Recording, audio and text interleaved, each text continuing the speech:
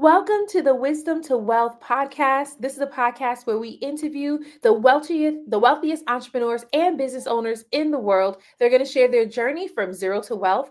I am your host, Shamar Starcox, TV producer and marketing coach.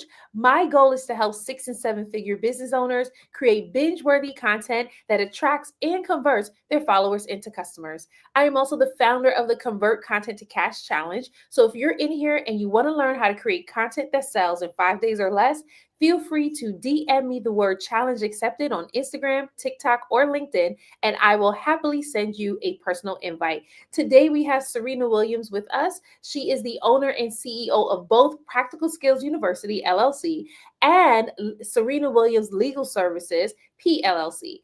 Through Practical Skills University, Syrena supports entrepreneurs and business owners with personalized coaching and strategic solutions that drive growth, streamline operations, and ensure long-term sustainability. What blows my mind about Syrena is her ability to follow God by any means necessary. She started 2 businesses nearly back to back and built them both to $500,000. She's going to be sharing her journey with us today. Syrena, welcome to the show.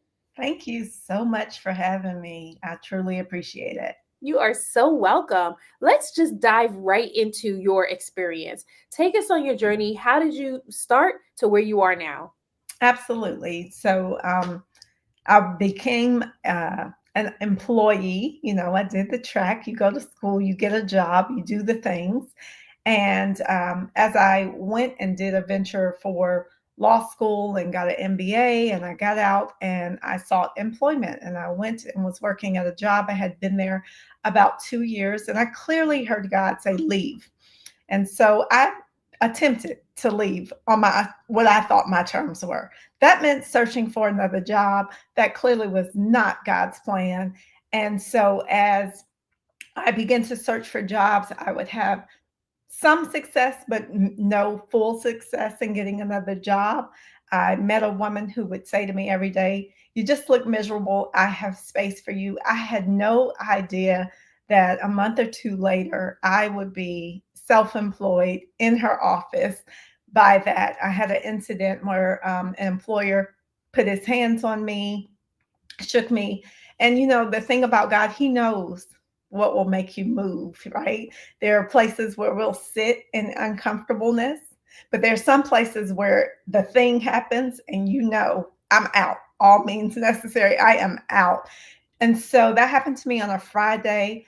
I quit my job on a Sunday. I started my law firm on a Monday, back to back to back. And all of my clients came with me.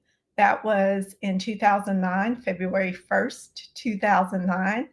And so while things have transitioned in that business, here we are, 2025, and it's still going. So that was that first business. In that business, I was originally litigating. I was seeing clients doing family law, doing criminal law, doing estate planning, all kinds of things, but then helping businesses. And I had one more incident. My father got ill. One more thing that makes you move. And I could not care for him in the way he needed, the way my family needed, and be a litigator. And so here we are again. I need to have a little bit more control to be able to work probably unethical hours, behind the scenes.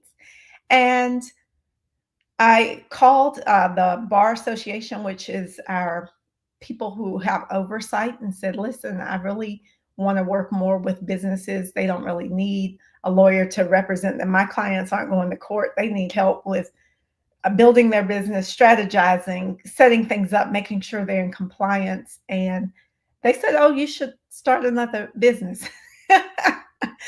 Not the plan, not what I was hoping they were going to say, not even in my radar of what they were going to say. And so I created Practical Skills University in 2018 to solely be coaches and consultant and not have my law fall under that, and to be able to continue to serve my clients and my community in that particular way. I love it. This is what I heard from everything you said. Step 1, quit your job. Step 2, start a new business. because the order of events was so quick. But I'm happy that you shared why it was so quick, right? Like we can get really comfy in our positions when God is telling us to go, and then something happened. And in my mind, I'm just like, oh my goodness, your employer must have been out of their mind to even put their hands on you. I'm like, that person's still living. Okay.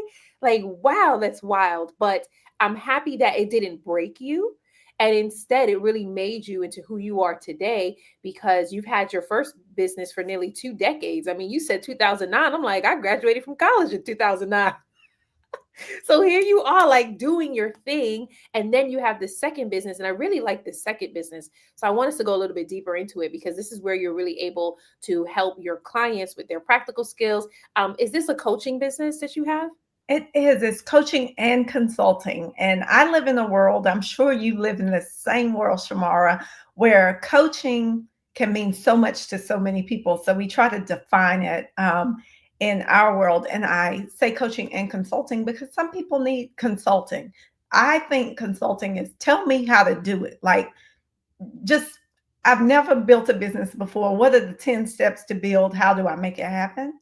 Coaching, from my perspective, is that person has everything inside of them they need. They just need to see themselves a different way. They need to see the way they're thinking. They need to kind of be a bit more reflective and insightful and have somebody journey with them to get to where it is that they're really trying to go and provide those moments of clarity and insight that most of us who live in this world do not get the opportunity to think about. What are we thinking about? Oh, I love how you broke down that difference because even I sometimes can get them all mixed up. But you're right, like that consulting piece, it can be done for you, or it can be like, I'm just going to show you the steps. But that coaching piece, for me, when I think about it, it's really helping someone to get unstuck. Like you said, pulling out of them what's in them and also helping them to get out of their own way so that they can accomplish what it is that God is calling them to do. And so here you are, you have three businesses. God has led you into each one of these businesses. Talk to us about any type of fear or hesitation, rather, because sometimes it's not a fear, sometimes a hesitation when it comes to starting the business, and how you can be so confident that God was speaking to you and led you in this path. Ooh, that's a packed question right there, Shamara. Okay. Roll up your sleeves. We going in there. Yeah, I've already pushed them up. Okay. Um, because I knew this would be so impactful. I would say um,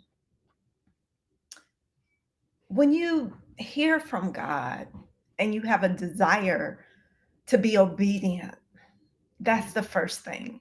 It's the desire to be obedient that makes me want to do.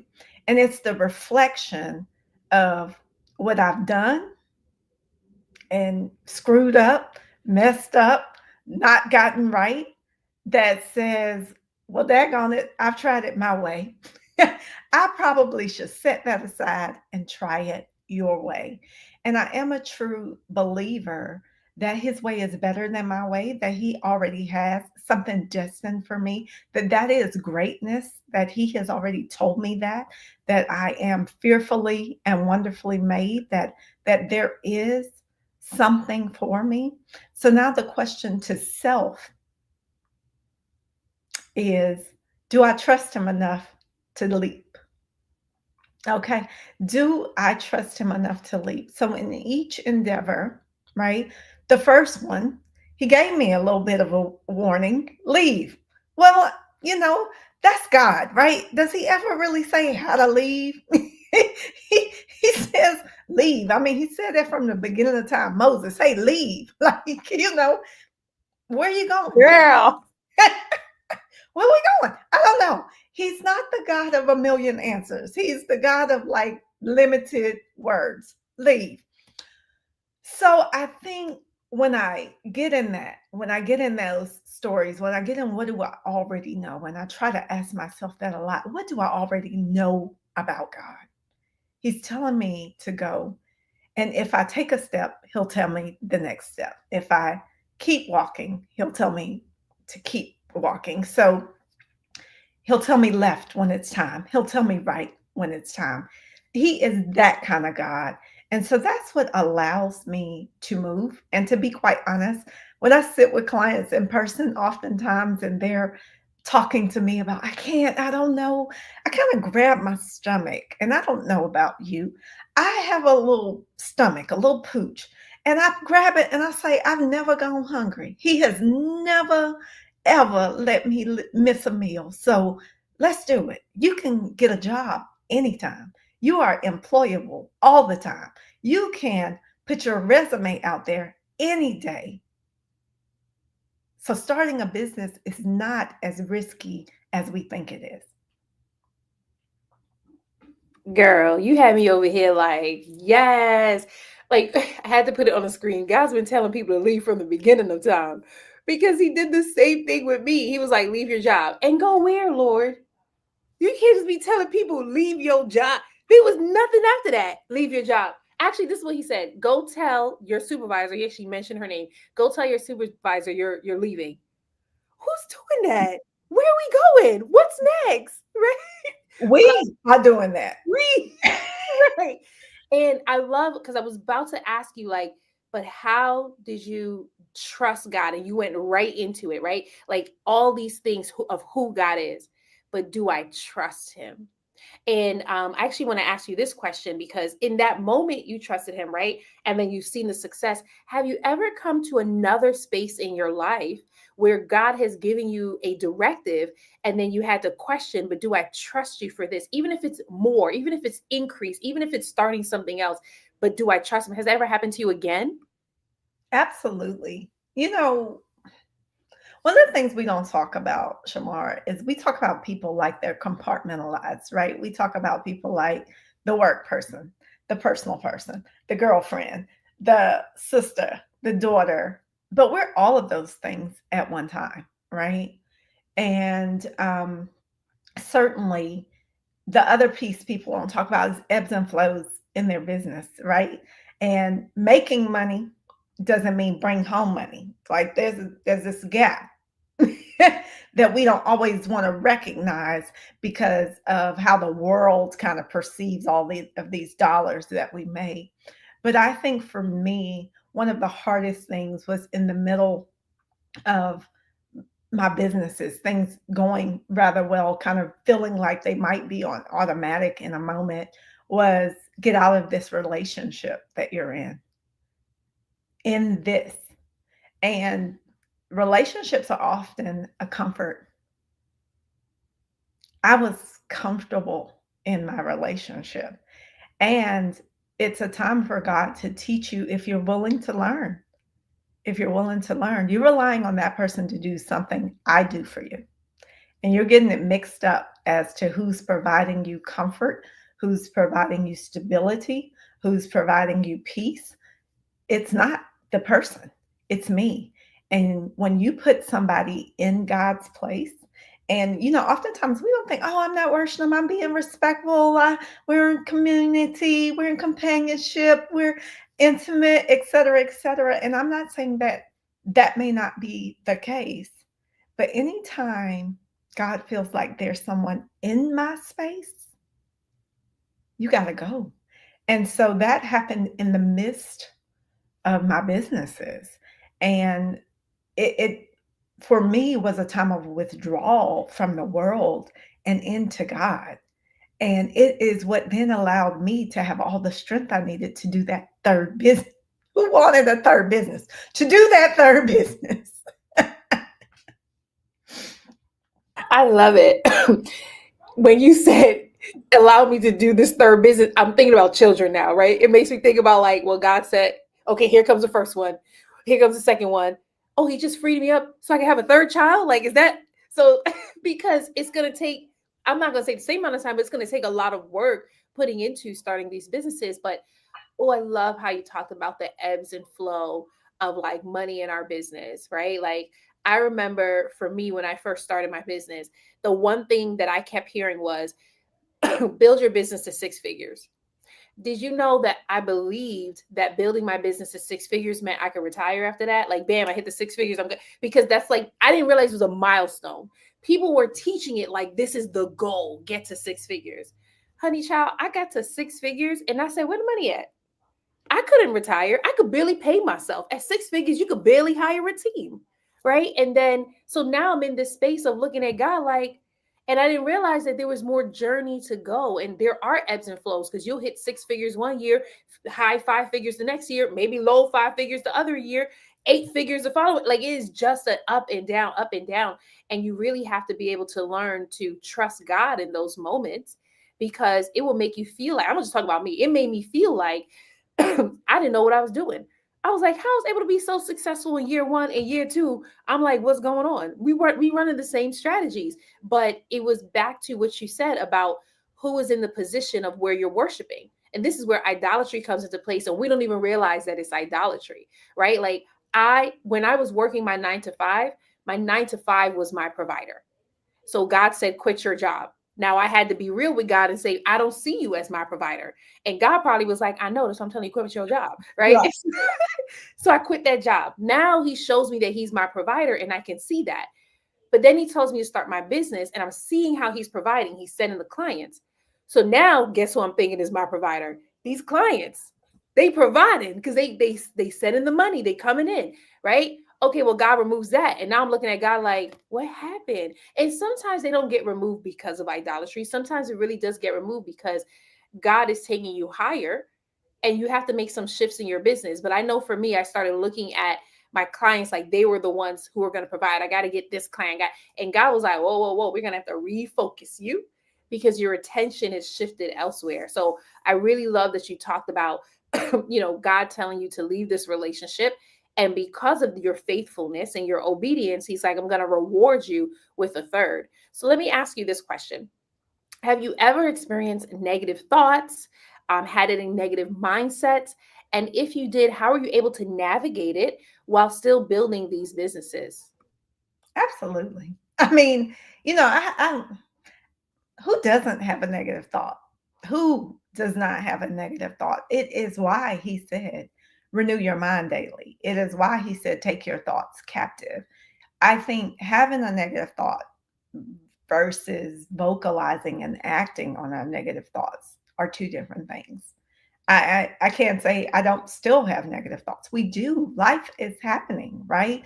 Whether it's political season, whether it's family, whether it's illness, whether it's challenges, whether it's financial blows, whether it's setbacks, life is happening. And in the moment, we have these things, feelings, right? These emotions that they emote and they come out of nowhere. And it's, can you regulate? Can you regulate, right? Emotional intelligence. Can you feel what you're feeling and not cut a fool about it, but just kind of hold on to it and think about, why am I feeling what I'm feeling? And for me, the question I ask myself is, what do I know to be true? So in the moment, I've got to think about, like, there's all this crap coming at us every single day. But what do I know to be true? My God still reigns supreme. He's still in control. He is my provider. I need to trust him. He said, give my fears and cares to him. So he's victorious. So as I begin to have those things on many different moments, that's where I have to sit. Even when I let go of that relationship. And sometimes we have to be careful who we let speak into us and over us. I told someone, we're not together anymore. Their response was, do you realize you could be single for the rest of your life? Uh, mm, I guess that's a possibility. Like, okay. But that's not what you need to hear in the midst of a breakup, right? That's not what you need to hear when you're saying, this isn't good for me because God said so. Not, this is a bad person or anything of that nature, but we have to watch what we let people speak over us, right? So, to those people, entrepreneurs who have the business, who want to start the business, who are straddling the fence on it, watch who you share your ideas with, your dreams with. Are they going to fuel them or are they going to extinguish them? And we need people who are fueling. And so I share my experiences with my clients to let them know I'm not helping you from a place that's unknown or unfamiliar to me. I'm helping you from a place that if we're honest, today, Shamara, today, you're like, what am I going to do about my business? Today, I'm like, what am I going to do about my business? We're always thinking what's now and what's next because that is an entrepreneur's journey. There is no full automation for an entrepreneur. We are engaged and wondering, how do I serve today and how do I serve tomorrow and still be relevant? That part right there. I love that you shared this. First of all, the guy who was like, "Do you know you can be single for the rest of your life?" Automatically, I started thinking, "Is he God's gift to women?" Like, why did he think that you were going to be single for the rest of your life just because you're not with him? Like, you're not. He's not the only No, guy in the world. no, not him. A Oh, girlfriend. oh, A a girlfriend. girlfriend said that. Oh, So but let me still, let me clarify. Not clarify him. because he was about to A catch all the smoke. girlfriend said that. Even worse, you supposed to be my friend. You think that he's the only guy in the world? Like, what about abundance? And this is what happens with scarcity thinking, right? But that's what happens when you're single in this world. Not for everyone, but for some people where they think there's not enough men, right? That's what happens. But I want to focus on the negative thoughts that you brought up. And you said, who doesn't have a negative thought? Like that right there. Because I come from a background where we teach spiritual warfare, and oftentimes in spiritual warfare, you can find yourself in a constant war against your own thoughts, right? And so I'll get people asking me, like, how do I manage and how do I navigate these negative thoughts? What I have learned is what you have learned, is what you just shared. I learned this just last year. So I was only 36 when I learned this, which was you're going to have negative thoughts. Right? Not everything is the enemy putting things into your mind. Sometimes it's how you view yourself and how you feel. Sometimes it's the fear that's coming up. And so it really is important to acknowledge where this thought is coming from, because it's coming from something deep that you believe or a story that you're telling yourself. And so those emotions of fear and anxiety are manifesting from that thought. The next thing is to accept the thought. There's nothing wrong with you for having negative thoughts. And I think oftentimes as Christians, we can start, and not every Christian, but just some Christians that I know, we can get into this space of those thoughts aren't from God. Okay, well, they're coming from you. We have to address it. God never said that they were bad. Like, they're just negative thoughts that aren't serving us. And we want to shift them to positive thoughts that will, right? So accepting that I am afraid, accepting that I'm scared of what's going to happen next, or I don't know what's going to happen next. That when I started doing that, it allowed my body to relax. I didn't find myself battling myself anymore, or making myself feel bad that I'm even having these negative thoughts. And then once my body was in a calm state, I can actually ask myself, well, what do you want to believe? What do you want to feel? Right. And so I love that you talked about everyone having these negative thoughts, but emotional intelligence, you're going to let it consume you to the point that you don't move, or are you going to do something about it? And I love that being proactive piece, because oftentimes we can get stuck in the fear. That's what happened to the children of Israel when they were in the wilderness. They got stuck in the fear, so they died in the wilderness. But if you can acknowledge, accept it, and then shift the way that you're thinking, you get to move forward. So I honestly love that you shared that. Did you want to add anything else to that? I love that. I also think, it's something that's been resonating with me the last 2 or 3 months is when Elisha said to God with his servant in the house when the army had surrounded them, open his eyes so he can see what I see. That's a position I ask God for. I go out, I look, it don't look right. I don't see what you see. Open my eyes.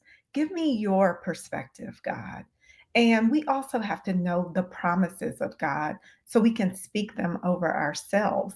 Our minds will run rampant to what it knows and what is that tape we play in our head over and over and over again. Whatever that is, that's what's going to come up first. So that's why people believe in meditating on God's word. He says that. Believe in affirmations.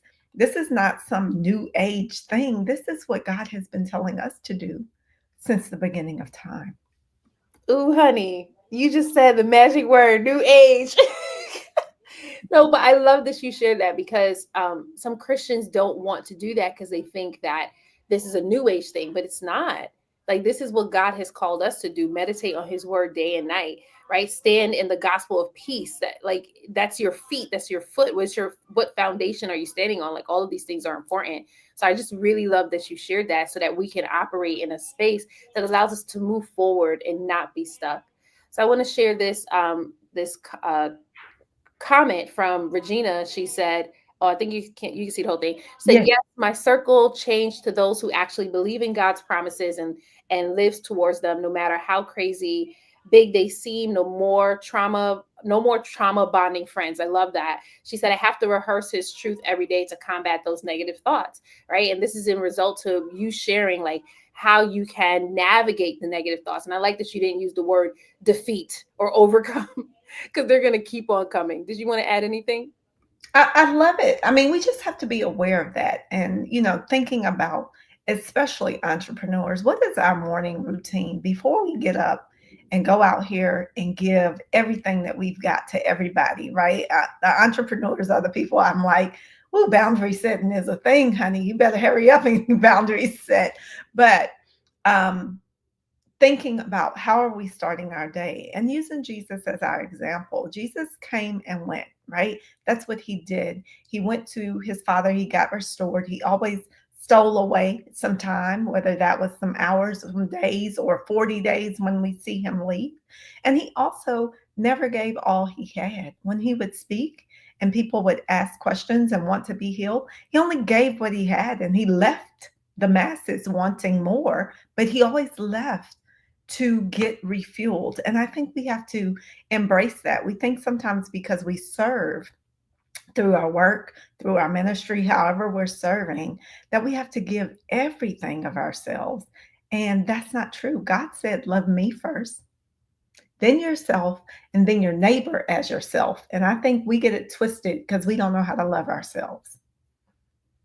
So powerful. Oh, and I just love how you use Jesus as an example, just sharing, like, he gave what he had for that day and then he left them. And it's okay. It's okay to do that. And I love that you brought up the morning routine. And what I love so much about this is that you've built two businesses to 500,000 or more, right? And you're building up this third business right now. So clearly these are the things that work, but you're also not coming off like, I'm totally perfect, nothing ever happens to me. It's like, no, no, no, I go through it too, but here's how I'm able to push through to thrive. And so, for those who are listening, I would love for you to share how they can work with you. I'm going to be posting your links on the screen as well, so that they can get access to it. Absolutely. So I know you're going to post the freebies so they can get the coaching guide. My website is practicalskillsu.com. They can go there and learn all things about me and my team and what we're providing. And then I already said I work as a coach or a consultant helping entrepreneurs, small businesses with all kinds of things, workshops, technical assistance, coming in and being behind the scenes. I'm not a person who needs glory or honor for my name. I just need to know how to help you do what God has called you to do. So we do that. And we have a free call that if they fill that out and get that information, they can book a call to see if we're a match and if they want to work with someone in that way. For people who want to dig a little bit deeper, I see you put it on the screen.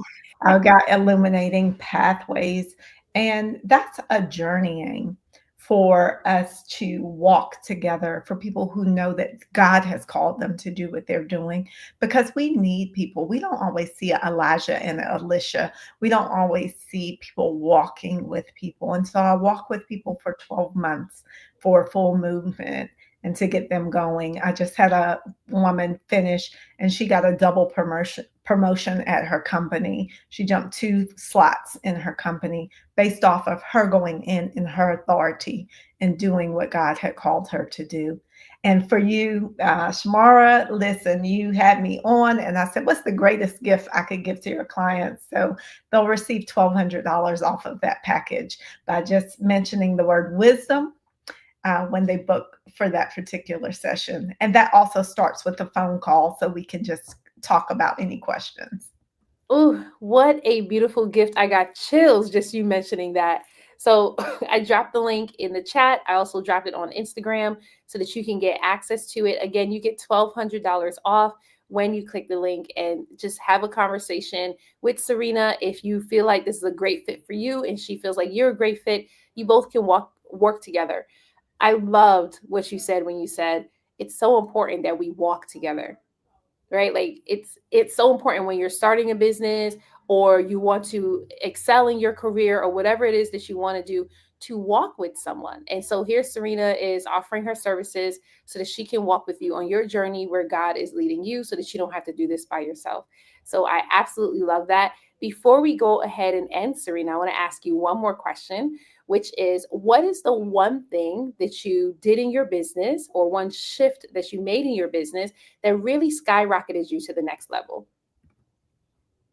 Being true to myself, not following what other people say. Many people have an opinion. You won't know that until you get a business, and then everybody's going to tell you how to run your business, what you should be doing, who you should be serving. And I would say it shifted when I doubled down and said, "This is who I'm supposed to serve, how I'm supposed to serve, where I'm supposed to serve, and why." And in doing that, you say no to a lot of things. And in a world filled with money, that means you say no to a lot of money. But the shift came in when I say yes, it is amplified, it is multiplied, it is everything that it needs to be for my purpose. Oh, I love that. That sounds like alignment.